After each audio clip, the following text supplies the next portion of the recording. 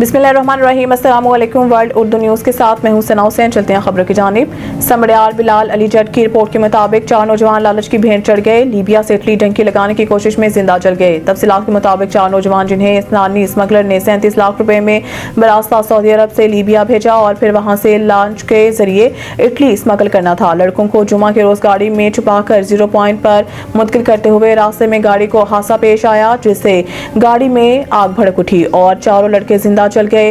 मुसद्दका ज़राए के मुताबिक 2 लड़के उमर वाल्द फौजी अला रखा मलिक आदिल वाल्द रफीक दोबरजी चंदा सिंह समड़ियाल के रिहायशी हैं, जबकि बाकी 2 लड़कों की अभी तक शिनाख्त नहीं हो सकी। वाज़ेह रहे कि उमर अपने वालिदैन का इकलौता बेटा बचा था, क्योंकि कुछ ही अरसे पहले इसका एक भाई कैंसर के मर्ज से वफात पा गया था।